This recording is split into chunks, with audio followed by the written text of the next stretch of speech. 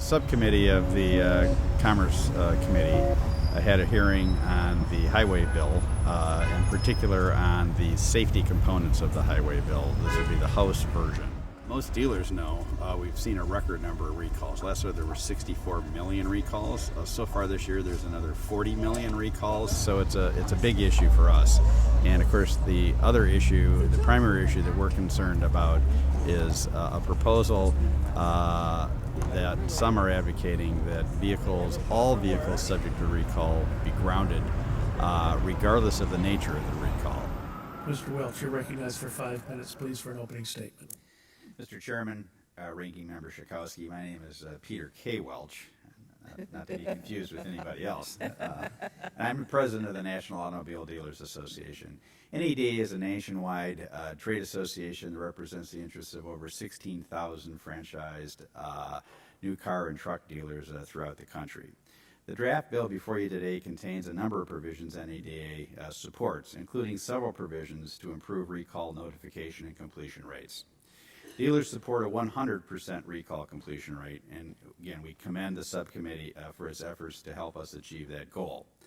The recall system Congress enacted depends on new car dealers to fix the millions of vehicles that are now under recall.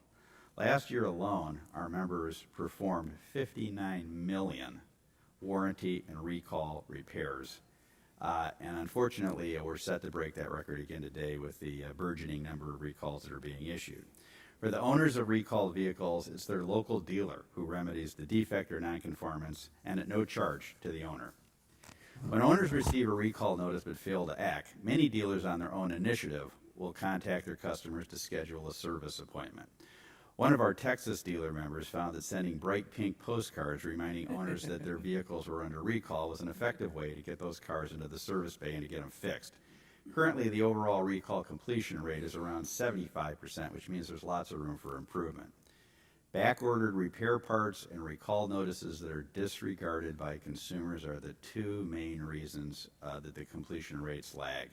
It's not unusual for a dealer to wait 60 days or more for a back-ordered recall repair part.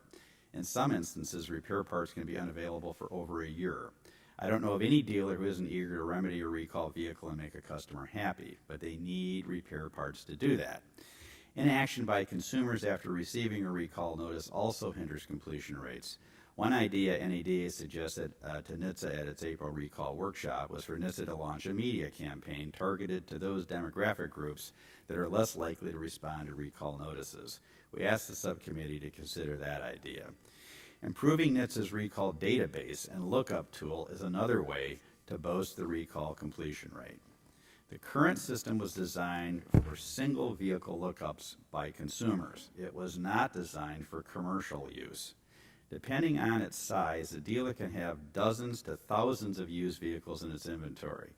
This bill should include a provision directing NHTSA to upgrade its recall database to allow dealerships to automatically check on a daily basis which used vehicles in their inventory are under open recall.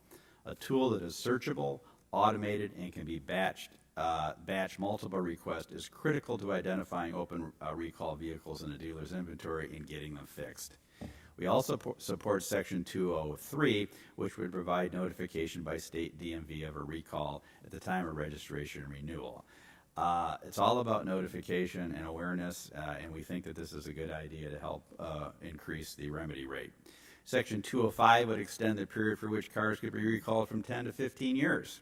With the average vehicle on the road today at 11.5 years, this provision also makes sense. In conclusion, Congress must ensure that any new recall policy it enacts is data-driven. The most successful highway safety policies, such as enactment of primary safety belt laws and anti-drunk driving measures, were all based on hard data and now are proven countermeasures. We commend the subcommittee for its hard work and stand ready to work with you on strong safety measures that will protect America's driving public. Thank you, and I look forward to answering any questions. Chair thanks the gentleman.